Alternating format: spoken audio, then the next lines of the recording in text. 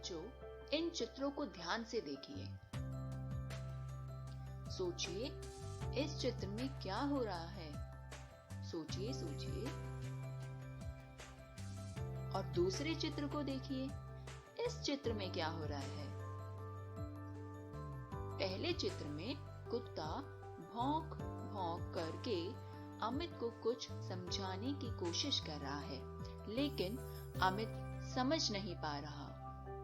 और दूसरे चित्र में भी तोता बोलकर कुछ कहना चाह रहा है, पर बच्चे समझ नहीं पा रहे, क्योंकि कुत्ता और तोता बोल नहीं सकते। इनकी कोई भाषा नहीं है। जानवरों की कोई भाषा नहीं है।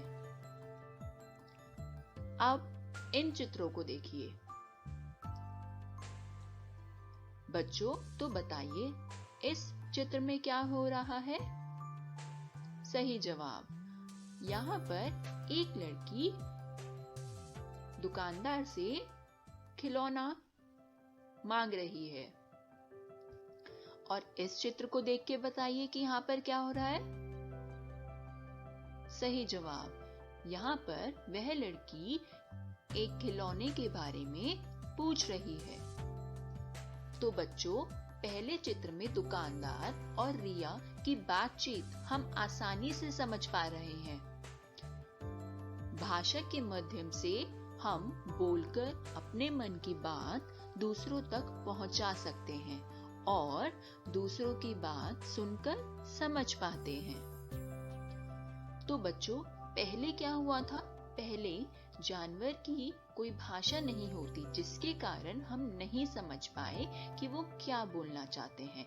परंतु हर एक मनुष्य की अपनी भाषा होती है, जिसके कारण वे एक दूसरे से बातचीत कर सकते हैं। तो बच्चों, आगे चलते हैं। तो बच्चों, क्या आप बता सकते हैं कि भाषा होती क्या है? भाषा की परिभाषा क्या है? बच्चों, विचारों का आदान प्रदान ही भाषा कहलाता है। अर्थात भाषा बातचीत करने में हमारी मदद करती है। बच्चों, क्या आपको पता है हमारी राष्ट्रीय भाषा कौन सी है? नहीं, अंग्रेजी हमारी राष्ट्रीय भाषा नहीं है। वह तो हमारी अंतर्राष्ट्रीय भाषा है। हमारी राष्ट्रीय भाषा हिंदी है। हमारी राष्ट्रीय भाषा हिंदी है। भाषा के रूप। अब इन चित्रों को देखिए कि इनमें क्या हो रहा है। इस चित्र में माँ बेटी को पढ़ा रही है और बेटी सुनकर समझ रही है।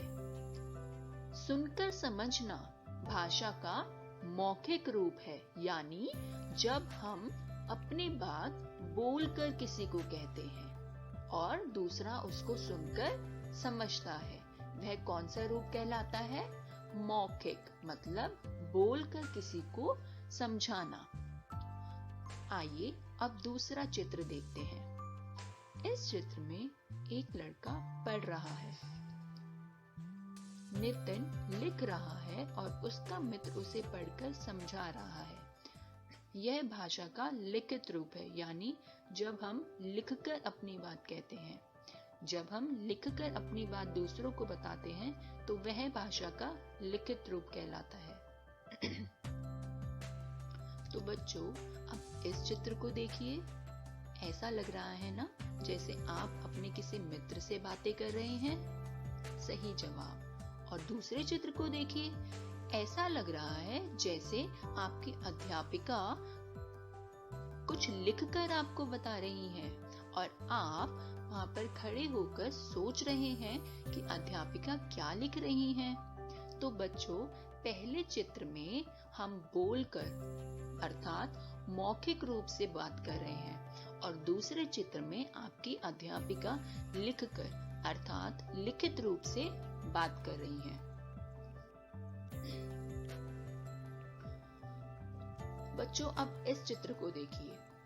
अब इस चित्र में बच्चे क्या कर रहे हैं? सोचो। और बताओ। वे खेल रहे हैं, गोल गोल घूम रहे हैं और गाना गा रहे हैं। बच्चों, वे गाना किस प्रकार गा रहे हैं? सही जवाब, एक भाषा का प्रयोग कर कर बच्चे आपस में गाना गा रहे हैं। बच्चों, इस चित्र को देखिए। इस चित्र में लड़कियां खिलौनों से खेल रही हैं। वे आपस में बात भी कर रही हैं। तो बच्चों, लड़कियां आपस में बात कैसे कर रही हैं? मौखिक रूप से, अर्थात एक भाषा का मौखिक रूप प्रयोग करके। तो बच्चों, भाषा दो तरह की हुई। जब हम बोलते हैं तो दूसरा सुनता है। जब हम लिखकर कुछ बताते हैं, कोई दूसरा उसे पढ़कर समझता है। अर्थात भाषा के दो रूप, मौखिक और लिखित, जिसका ज्ञान अभी हमने प्राप्त किया। चलो बच्चों, आगे बढ़ते हैं। आइए जाने कौन कैसे बोलता है। तो बच्चों, आज हमने सीखा कि जानवरों की कोई भाषा नहीं होती, परंतु जानवरों की एक अपनी ही बोली होती है। जैसे कोयल का कूकना और मेंढक का चराना, चिड़िया का चहकना, घोड़े का हिनहिनाना। कबूतर की क्या आवाज होती है बच्चों? सही जवाब, गुटरगू करना। और हाथी की चिंघाड़ना। बकरी की आवाज तो आप सबको पता है। सही जवाब, मिमियाना। और शेर क्या करता है? दहाड़ना। शाबाश बच्चों, आज हमने सीखा बोलकर अपने मन की बात दूसरों तक पहुंचाना और दूसरों की बात सुनकर समझना ही भाषा है। बोलकर अपने मन की बात दूसरों तक पहुंचाना और दूसरों की बात सुनकर समझना ही भाषा है। भाषा के दो रूप हैं, मौखिक और लिखित। भाषा के दो रूप हैं, मौखिक और लिखित। पशु पक्षियों की कोई भी बोली सही, पशु पक्षियों की अपनी बोली होती है। सही जवाब बच्चों, आप लोगों ने तो आज बहुत ध्यान से सब कुछ देखा और समझ लिया है। तो आइए कुछ अभ्यास करते हैं। तो बच्चों, आज जो हमने सीखा उसके बारे में अब हम अभ्यास करेंगे। तो अब आप सोचिए और उत्तर अपनी कार्य पुस्तिका में लिखिए। आप अपने घर में कौन सी भाषा बोलते हैं? हम पशु पक्षियों की बोली क्यों नहीं समझ पाते? बोलकर अपनी बात कहना भाषा का कौन सा रूप है? लिखकर अपनी बात कहना भाषा का कौन सा रूप है? भाषा के कितने रूप होते हैं? तो बच्चों, मुझे विश्वास है आप इन सब प्रश्नों के उत्तर बहुत ही ध्यानपूर्वक सोचोगे तो जरूर लिख पाओगे। बच्चों, एक छोटा सा रचनात्मक कार्य है जिसको करने में आपको बहुत ही खुशी होगी। यह कार्य है कि आपको किन्हीं 5 जानवरों के चित्र बनाकर उसके नाम और बोलियां लिखनी हैं। अर्थात आपको जानवरों के चित्र चिपकाने नहीं हैं बच्चों, आपको चित्र बनाने हैं तथा उनके नाम लिखकर उनकी बोलियां लिखनी हैं। आइए बच्चों, अब आगे बढ़ते हैं। पशु पक्षियों की सही बोलियों पर सही का चिन्ह लगाइए। देखो बच्चों, पहले चित्र में एक घोड़ा है, तो बच्चों सोचिए घोड़े की क्या आवाज होती है? सही जवाब, घोड़ा हिनहिनाता है। तो हमने हिनहिनाने पर सही का निशान बना दिया। इसी तरह सोचिए कि मेंढक क्या करता है? हाथी की क्या आवाज है और चिड़िया क्या करती है, और सही उत्तर पर निशान लगाइए।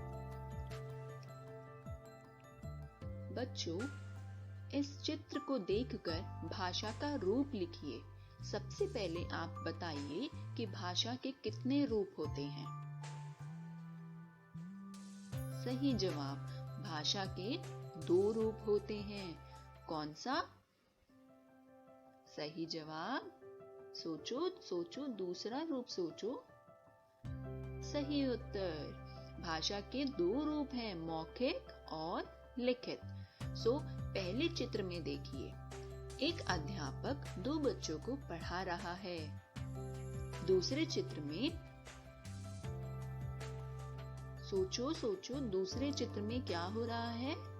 सही जवाब, एक औरत सब्जियां खरीद रही है। तीसरे चित्र में बच्चा टीवी देखकर खुश हो रहा है, और आखिरी चित्र में एक आदमी कागज पर लिखकर कुछ समझाने की कोशिश कर रहा है।